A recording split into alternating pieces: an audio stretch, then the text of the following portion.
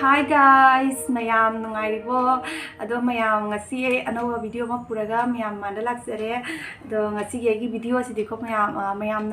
na khorang ngai jera ko video ne abko. Agi no pada call prank to waina habado. Ai ngasi call prank to rage. Ado call prank se kamai to ni hai pada ai se ko ma ka wari suna raga do ki tusan dana ne ko khong se ti e hai duine bati e matlab ki e tho e na hai duine ma manda do. E to koi maram se asigi beta din se asigi pura base asigi beta din se haido gai hana advance na thamdoi ne bako thamaga de ma ka wari suna raga khogje te e kamai to sigi ai na ma na kamai nei ngona nu sigi ha bado do inga simi yam do utla ke ado huchi e ma ngona phone to rake ko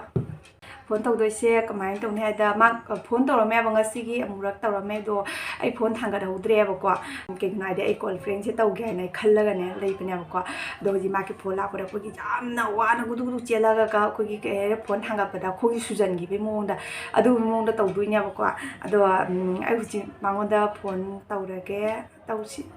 ma ngon to hola si da duga Pariruga Maway to Holaga, the Dinga, Jimia, man upon top of Irisico, I know Karazuki Salad, my own so high doing away, Sir Karazang, Tabakilo Salaga, video Namgana, Kalinia,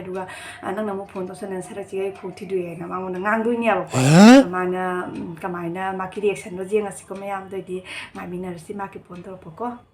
Yam Jemo, Ubredimo, as the Tari say, as he say, no petadin, the Hidu, Tamina, say,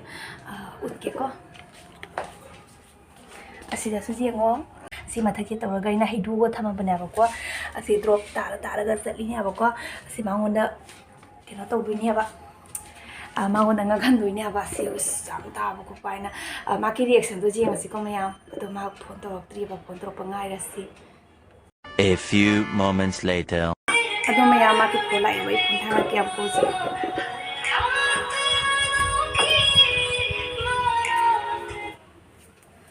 hello. Ha.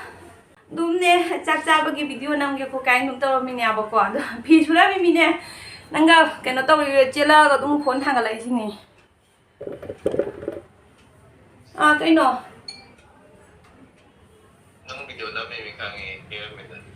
nam ga na to mi ne ba nam dri ba ari video nam de no num nam ga to mi ne keno to ai ngarang ngon da chicken thong ga na hai du di kai laro 3 laro ga to ri ni ngang lai tapna thon cha ta to yo ngang lai tra ga keno to wi du di moi le di cha ke na hai du di du ai phi jeng chang kachra ra pai bong ro bong ro ai kachra je pi re dana kachra wala do na si di lakte do pi story do kyam cha ro kai ro to ro ha story do kyam cha ro ge ba strawberry ga ngai ko na tum uhala kane ko na video da dum uhala kane strawberry do ge ba as je wa ko le mana le kan di hello ra thama kai do de no kai gi no ngai ko line da lai ro pai to ge no wa ri jau to pa ja tri ai thaba kale thaba ka no ta wa si ga dum nang wa wife na da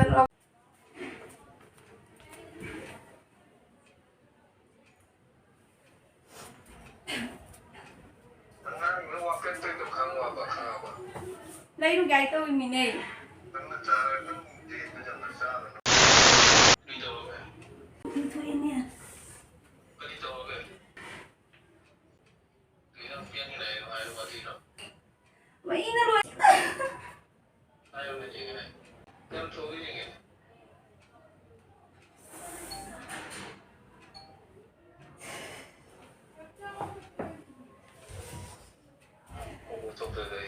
ai hi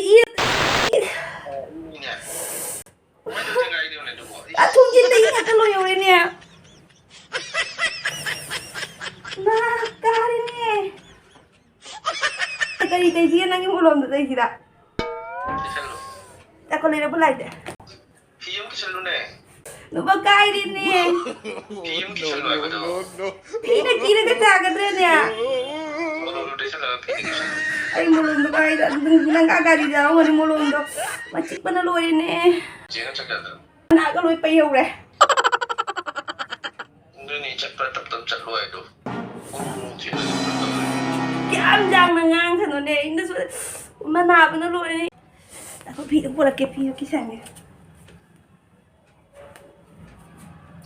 Để tôi là để thu này hẳn à? Anh có thật ra vậy sẽ tôi cần tôi cái mà một tổ và cái này là khăng ấy, tôi chỉ nghe một đồ mà khăng ra vậy, friend của này. Phone tổ tiêu quả đồ nhìn cái mông đó gì tới sau là cái thằng kia đó remark số cô rồi ý cái nó số cô rồi làm ôi điều cái anh nó xí bị tim nó gì trong cái khăn gì ngon được Later. mang vào đó hai đứa kia có girlfriend này nó đó ngang kia vào nó xí được cái cái này ngang kia vào có mang vào đó mà khăng nhau mà girlfriend này vào đun này mà phone tổ nó tới mà phone tổ cái đó nhau vào phone tổ tiêu ấy là phi cái đó dám dạo đi nhau vào qua hay tiêu mà vào sập tủ nó girlfriend cái đó bằng ngâm tiêu vậy hello chắc chắc mà vào lúc video coi ngon đã ý sự dám thôi thì năng khăng đi à tôi phone lại cái thôi cái gì Ấy cái thời gian trên nó có đấy này. ấy cái đó cái tôi vậy Không được mà tôi tập thì ấy nó có thời mà mà một cuộc chích con nó gì đấy khuôn nó cài tên này y thuốc tên này mình đâu u rồi vậy y bút thuốc tên này mình đâu u rồi vậy tôi vào một phone nó lại tay khởi ra một hẳn là cái quần cái tôi bị được phone tia vậy phone lại nó tay khởi ra một hẳn là tàu lộc tim khăng nghe đồ đúng cái đúng khăng nghe đồ chắc mà nó bận nuôi gì rồi mình xả lại là ta rồi không có thằng đấy xử lý được cái nữa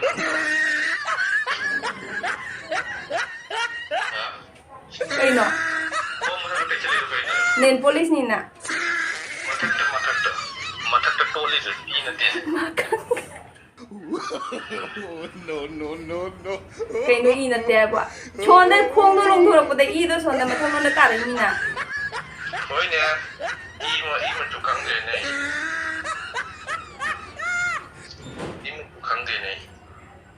y mà chụp ngang rồi ngang cái nâng hạt trang nó tôi đi y mà chụp nó tiền nè lấy bác cái tà đi y mà chụp nó rồi tụi cả thôi nè lấy bác tài đi mà chụp nè không đấy bác khá là chụp cái này y thua mà thật là y cái máy cột rồi nó lấy về một người khăn đi được không thì ngang nó đang khăng nha đang cảm xin xí đấy đang sẽ pura khăng nha già đấy đúng không nào 근데 짝짝이 미만 뭐라 왜?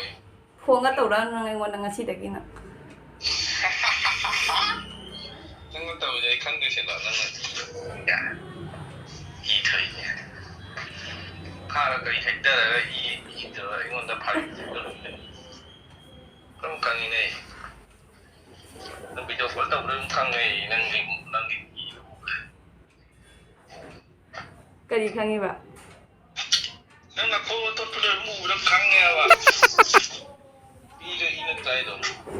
cái nào nó tharo vậy chứ bằng ngầm đèo khuôn gì 어이네 hidak polo ba namu di laskar na thin pire hidak to na 100 ti kana thila la tori 제가 너의 당기세 이 족대 부대네 이 초에는 어찌 동나가 너무 강해 가보 am do ne kya 나 족대 우리 민네 너 반도 더문 어 너무 강해 난 떨어져 이거는 또 오자로 너무 강해 cái nó cái nó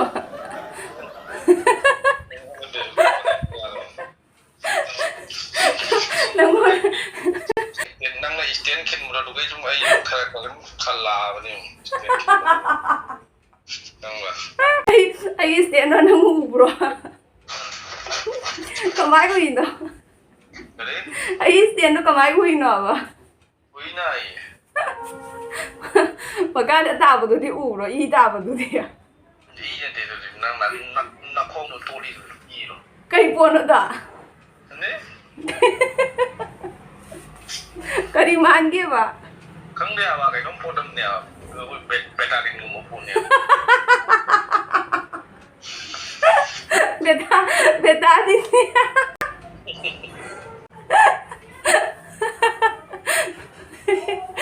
Pulina. Pulina. Mo ya. Ai ju nang mà sao bây giờ đều nang khăng nha với khăng nhiều. Cái đây nó. Kutina ya.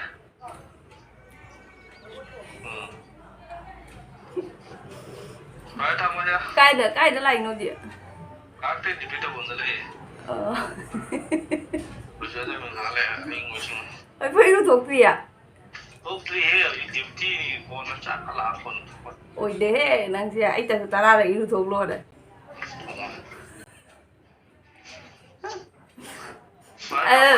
Jen lấy được kìa.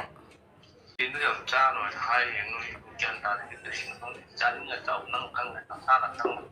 Jen mà pum mà đó thùng bagi tàu đuôi nè.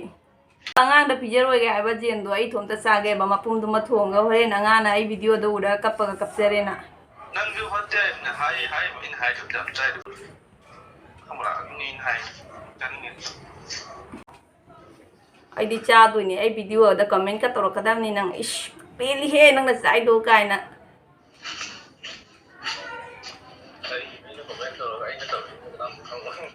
Nang ma ming na. Amu reaction tau bi da ponte ne.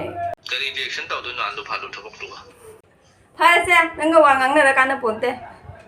Ai tawag lo cha luke. Còn thằng mới. Tame. Aduko mayam aina haiduni miyam mangne mang ugre aina haiduni ba aina sumaina ko mobile se asigi tun mathak sidane thammaga doige aina mobile se stand je thamina ba ko mana gi stand je ugre ba duga ma khangya ba je bi call prank to re na da do ai call prank nga ji success oiba ngam hodare di aina su ngamdre ba haidre ba mangon daina haijan doido ado aina ngamdre do atedi kai haini ai video se nungai video kadi like comment and share to bidamo anawa menu belaga su sodina subscribe to sam bidamo like chu comment chu to bidamo aduga maka da mathang da keno kai video na mo ye adusu mayam na tak bidamo do mayam video na di video se matang thamage mathang video da mo narsi bye bye